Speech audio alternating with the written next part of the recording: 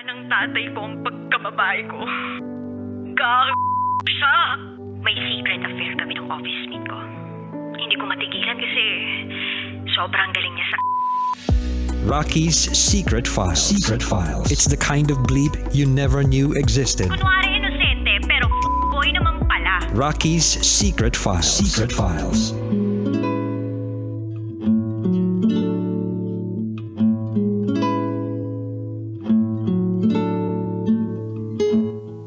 And we're back. Kasama nyo pa rin si DJ Rocky and this is Jillian's Secret Files. Si Jillian na in love kay Vice Mayor. Si Vice Mayor na pinangakuan siya na hindi siya iiwan. Pero ngayon, iniwan siya. Di na nagparamdam. Ayun, tatakbo na sa darating na halalan. Bilang mayor, pagkatapos niyang matikman ang sender natin, boom, biglang naging running man. Noong umpisa, gentleman. Nung nagkatikiman na, running man. Ay, anyway, pakinggan na natin ngayon ang mga kabisyo natin na nag-share na kanilang mga thoughts, comments, suggestions, and violent reactions. Ito po ang sabi ni Doc Your J. Hi, Jillian, condolences sa pagpanaw ng feelings ni VM para sa'yo. Sana by now, alam mo nang laman lang ang habol sa'yo ni VM. Siguro nga, nagandahan lang siya sa'yo, at tinikman ka lang niya dahil kaya niyang gawin yun. Tama naman yung huli niyang sabi sa'yo. Baka ibang lalaki ang makapagpapasaya sa'yo ng tunay. Bata ka pa, Jillian, at kung sakaling kilala ninyo itong VM na kumakandidatong mayor sa lugar ninyo na sinasabi ni Jillian, huwag nyo na yang iboto. Mabango lang yan pag kaharap kayo, pero ang lakas ng baho na itinatago niyan pag nakatalikod sa inyo. Hindi nga loyal sa asawa, sa constituents pa kaya. Oh, dapat dun tayo sa may karakter, yung mabuting karakter. Eto naman sabi ng ating kabisyo na si Gab. Ang maipapayo ka lang kay Jillian ay wag mo nang mahalin ang isang tao na hindi naman sa'yo ng buong buo. May pamilya na, yung vice-alkalde na minamahal mo.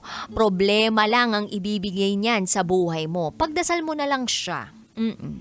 Na kung po pwede kunin na ng may kapal. Ay!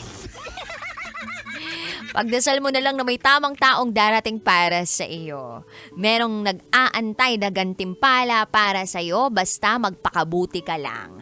Shoutout po DJ Rocky. Ikaw lang ang pinakamaganda para sa aking puso't isipan, walang halong charot with harot. Ikaw talaga bolero ka, Gab, ha? Eto naman sabi ni Alizor Kaloy-Loy. Take it away. Napakinggan ko yung secret file mo, Ate Rocky, kanina. Ang daming tumatakbo sa isipan ko. What if? Yung what if na yun, kung hindi siya public servant, sabihin lang natin na businessman yung guy, tapos may pamilyado na pinatulan ng sender. Parang naisip ko noon dati na sa bagay, ito naging totoo to, promise to sa ko, sa naging experience ko noon, dahil na fall in love ako noon sa isang girl na sa kanya lang tumatakbo. Sa kanya lang binibigay ko yung attention niya, yung oras niya. Pero sa point na dumating na naglalamig na, tapos sinisin niya lang yung mga messages ko. Dumating sa punto na ako na mag-attempt suicide din. Pero sa isip ko, kasalanan din sa mata ng Panginoon din yan eh. Kasi wala tayong karapatan na bawiin ang sarili nating buhay. Tanging ang Diyos lang ang nakakaalam kung bakit nangyayari ito. Sa sender, matuto na tayo sa mga pagkakamali natin dahil pamilyado yung taong minamahal mo, public servant, vice mayor, natatakbong mayor. May darating na guy na para sa'yo, Jillian. Makinig ka sa akin, Jillian. Kasi ako, nagtiyaga ako almost a decade na kahit nag-move on na ako, pero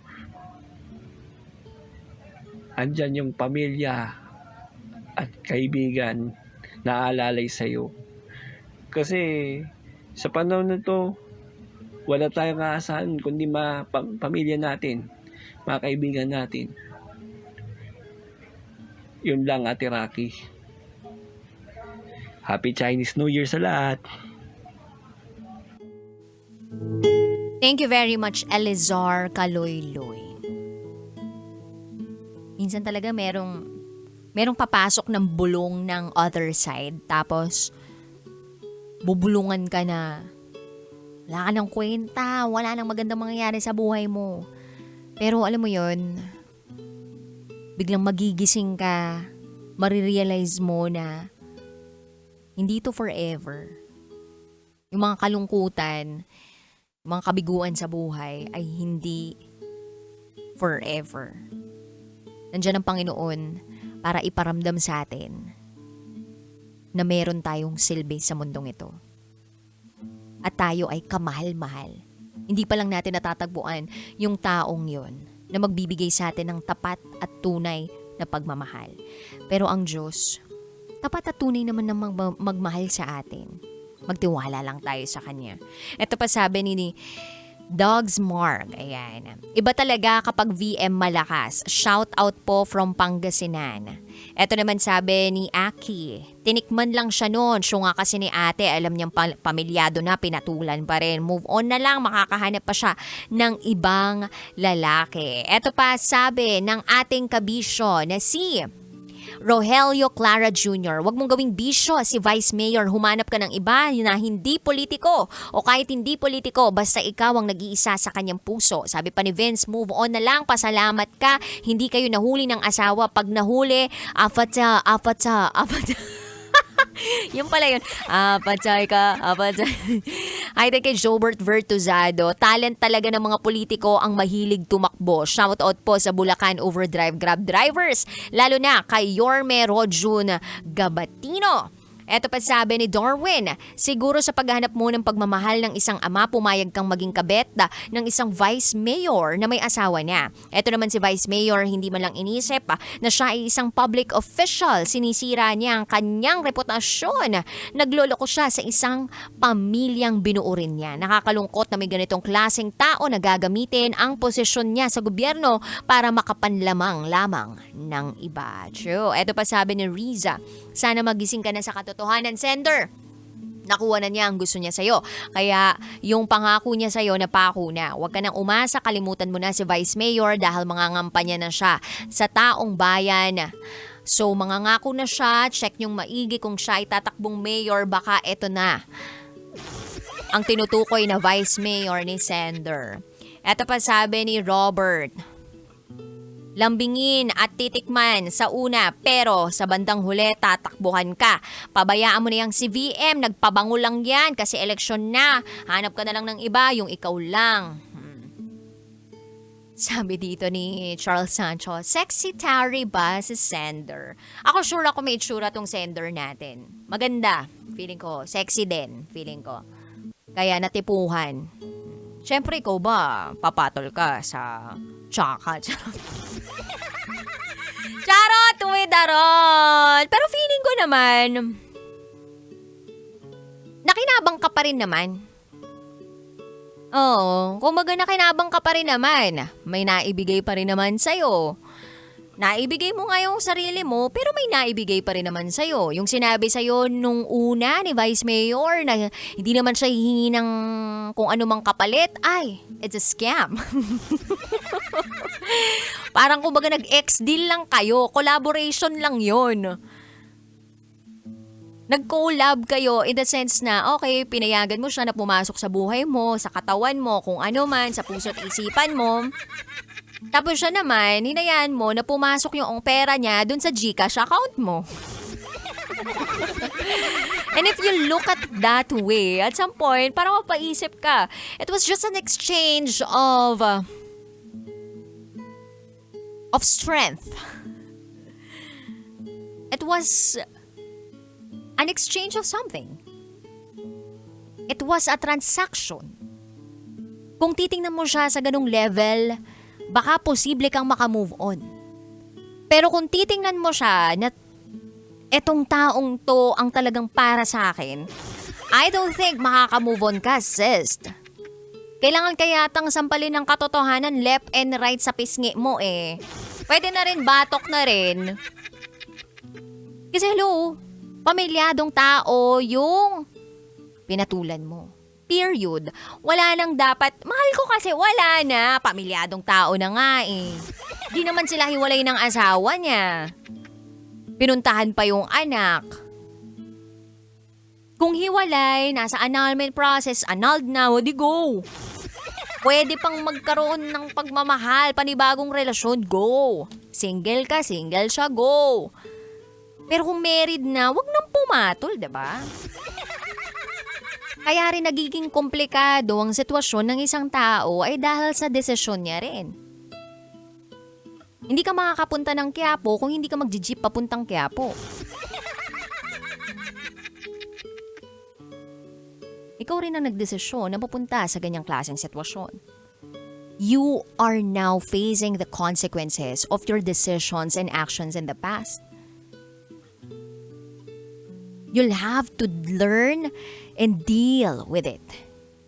Or you have to deal with it. And learn from it. Learn the lessons. Ano yung lesson?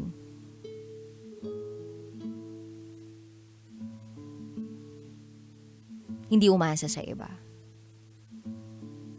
Naintindihan ko na meron kang traumatic experience sa pamilya mo. Pwede mong gawing inspirasyon yan at gasolina para magpatuloy sa buhay. Napakahirap mabuhay sa mundong ito, lalong-lalo na kung wala kang suportang nakukuha sa pamilya mo. And the reason why nakapasok si Vice Mayor sa buhay mo, kasi nadun ka sa moment ng buhay mo na vulnerable ka and you needed help. You needed that support. You needed care, attention, and love. And apparently, itong si Vice Mayor, dumating sa panahong yun na kailangan mo lahat ng yun. And the right attention from a wrong guy may fool you that he is the one.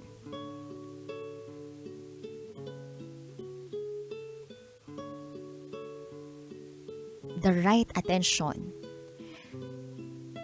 the right words, the right care, the right love from a wrong person may fool you that he is the one. Tagalugin ko, ang tamang atensyon, tamang pagmamahal, tamang pag-aaruga, pagkalinga, paglambing, pagbibigay ng oras mula sa maling tao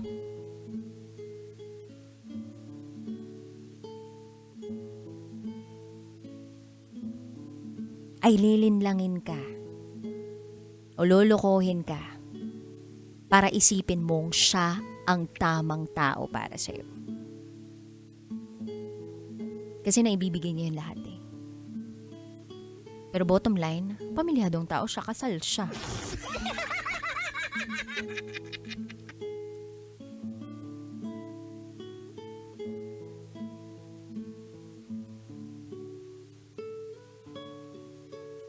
Masyadong mahirap yung buhay para tumanggi sa mga biyaya o grasya mula sa ibang tao, 'di ba?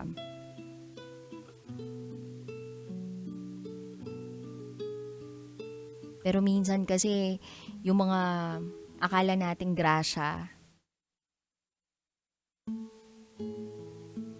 na hindi naman nagmumula sa mga tamang tao at sa mga tamang gawain ay hindi nagbubunga ng maganda.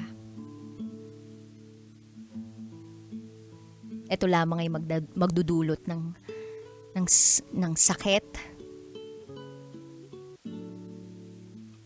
pait, hinanakit, o pagkawarak ng iyong puso.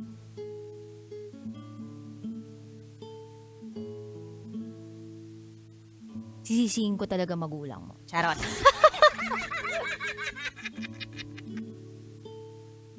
Kasi ito yung epekto sa isang bata na hindi maganda yung kinalakihan. Naghahanap ng father figure, may traumatic experience, childhood experience.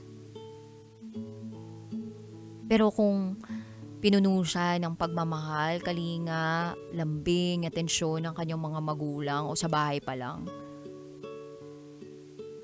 palagay nyo ba papatol siya doon? Siguro sa pera, pwede na rin. Pero yung part na pamilyadong tao, di ba? Parang, bakit? Anyway, I wish you all the best, Sandra Chilian. Sana makita mo itong nangyari sa'yo na isang malaking lesson sa buhay mo na hindi basta-basta nagtitiwala agad. At matutong mag-set ng boundaries para sa kanyang sarili.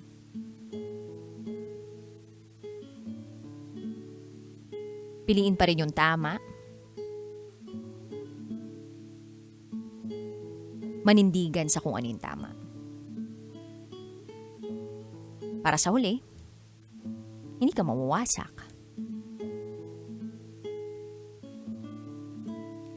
Anyway, sa mga kabisyo po natin out there na gusto mag-share ng kanilang secrets, share it to me, raketera@gmail.com. At kung gusto mong tumawag sa akin kabisyo para ikaw ay makapagbahagi ng yung pinakatatagong sikreto, pwede naman tumawag ka lang sa akin 0916-529-5595.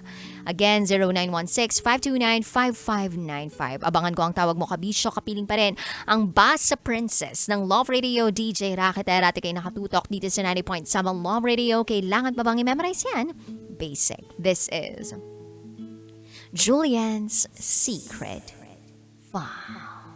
Metro's number one. Metro's number one. Love Radio.